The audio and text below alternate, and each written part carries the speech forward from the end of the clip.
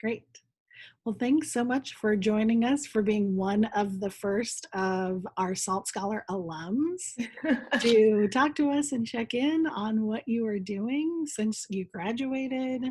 So let's start out. Give us your name, major, and the year that you graduated. Sure. So my name is Abena Tawiah. I was a Law Justice Society major, or LJS, and my minor was in biology. And I graduated in December 2017. That's great. I forgot you're a biology minor. That's awesome, Abena. So let us know, where can we find you these days? Both where are you located and what are you up to? Yeah. So right now I live in Knoxville. Nashville's better, but I live in Knoxville. I'm at UT Law, University of Tennessee College of Law. Um, yeah, and that's where you can find me right now. Yeah, And did you just finish your coming. second year? Yes, so I'm about to start my third year, 3L. I'm about to be a 3L. 3L. Yes, 3L. Yeah. Love it. Yeah. Good. And talk to me about what you're up to this summer. This summer, everybody's going through so much. A lot has happened. Obviously, there are a lot of like unanticipated events. But thankfully, although things were delayed on my end, they turned out okay, thankfully. So first, I'm working for the United Nations. It's called the United Nations Population Fund.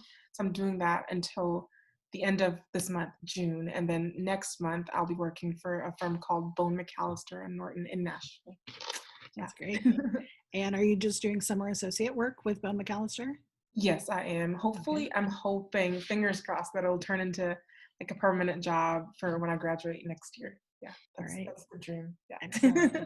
That's so exciting. That's really Yeah, I'm really exciting. excited.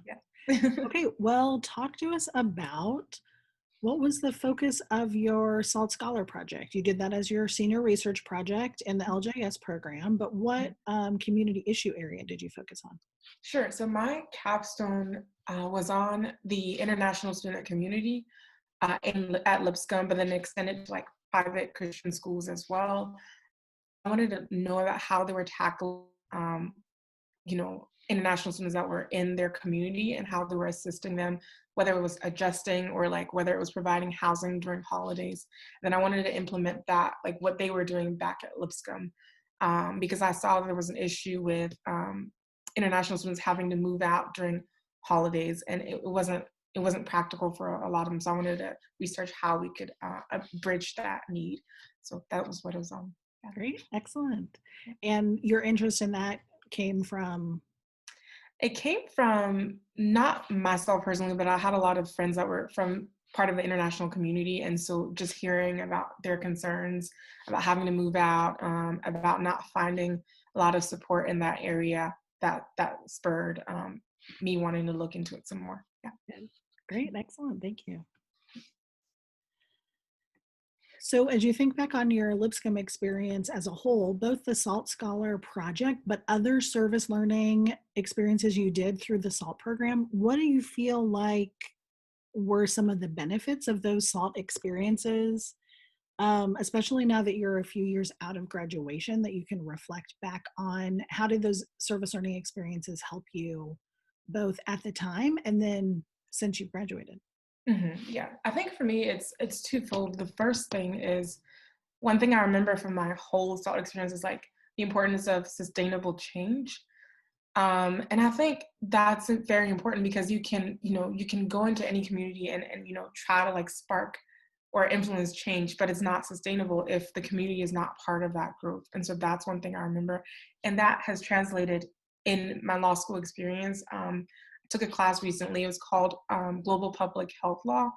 And we had to like analyze like a lot of international law, like with community organizations or international organizations like the WHO, and like how they and like NGOs and other community partners partner with each other and go into different like international communities, but how that's not feasible at times because they haven't researched the needs of that community, or they haven't like brought in community influencers within those international communities, and so the partnerships a lot are not as successful as they could be. But I learned that beginning from at Lipscomb with the SALT program.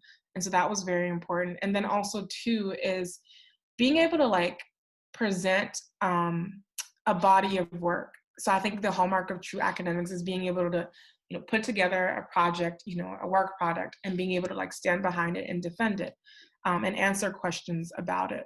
And so that's important to me, because now as a professor, as a law student, my professors want me to think outside of the box, and be able to defend why I think the way I do. And I think that's very important. Yeah.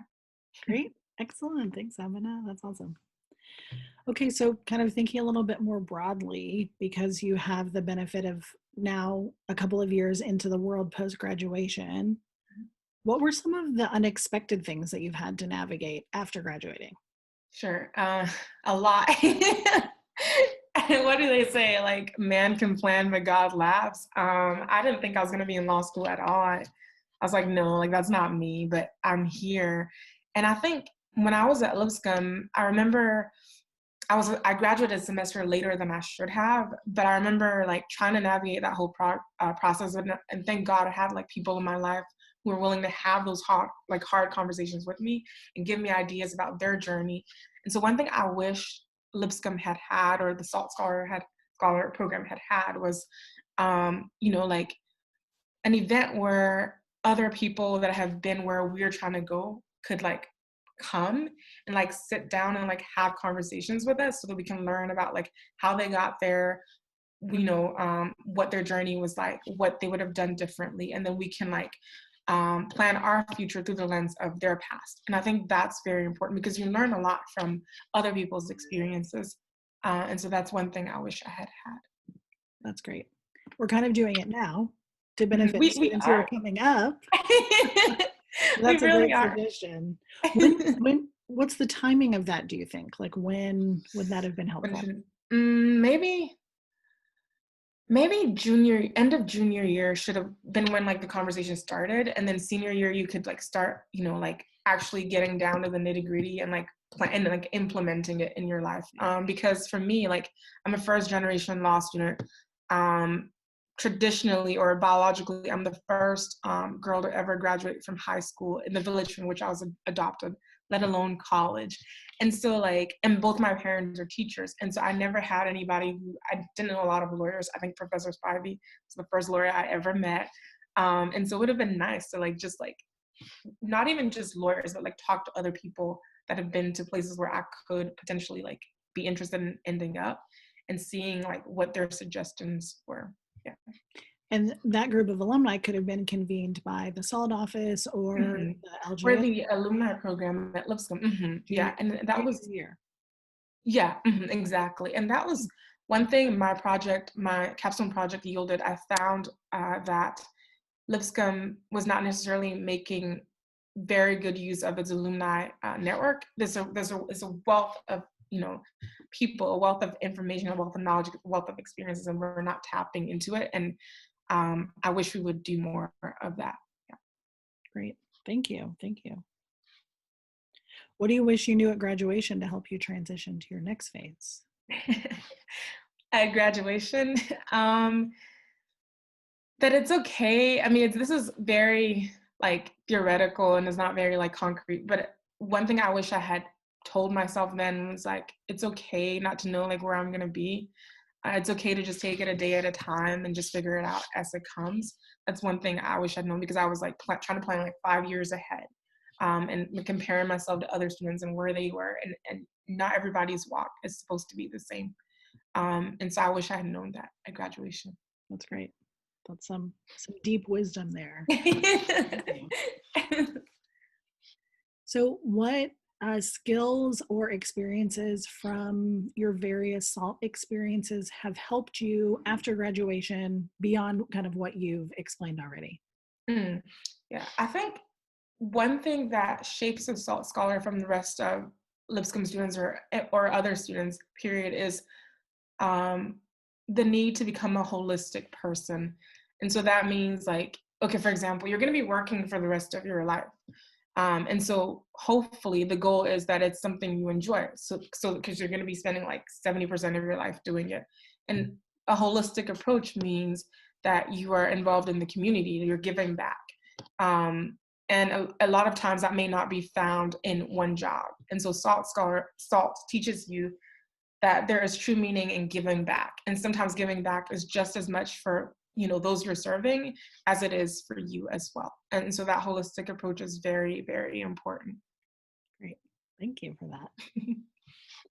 So, beyond what you've shared already, what would be words of advice for current students? Hmm. I'm going to read this one because Yeah, I wrote stuff down for this good, one. good. um, I think two things. So look at first yourself and look at yourself and like where you are. And then in doing that, ask other people around you, like where they are today, and ask them specifically whether they think they would have been, whether they thought they would be where they are today. And a lot of them will tell you, no, we didn't think that. So instead of stressing about what you're doing today or tomorrow or the next day, just enjoy the journey as it is right now. It sounds very cliche, but eventually you're going to end up exactly where you're supposed to be. And also the second part is, once you realize where you are and analyze yourself, take a look around at the status quo and see how you can influence change around you. I think one of the most impactful memories I have from Lipscomb and being a part of LGS and SALT program was I took a class with the Tennessee Prison for Women with Dr. Camp. And one day he asked us, he was like, look at these walls around the prison. Why do you think these walls are there? And the natural answer is to be like, okay, well, you know, basically these individuals have maybe committed a crime, and hopefully the justice system has made the right decision in putting them behind bars. And so maybe the goal is to protect them, is to protect the society from them. And he was like, yeah, but maybe you could look at it a different way. Maybe the walls are there to protect them from society. And so that like resonated with me, because I realized then that like with a lot of freedom comes an inclination to infringe on the rights of those with lesser freedoms. And I think that is very true today. So it's important to like look at the society around you and like think about it differently from how society is telling you to look at it. And that's how you influence the status quo. Great. Yeah. Thanks, Abena. Those are words of advice for me that I'm going to take. I appreciate that. Especially this idea is that you're exactly where you need to be, which is Mhm. great. Words of encouragement and offers great perspective. So Yeah. thank you so much for your time. We appreciate you. I'm so excited for you, for your future plans and what you've accomplished so far, and just the ways in which you reflect such great things about, you're a great ambassador for Lipscomb, but even beyond that, you are just an inspiration to me in what you do and just your spirit and how you are. So thank you. Thank you, Professor Appreciate it, Abena. Shatzer.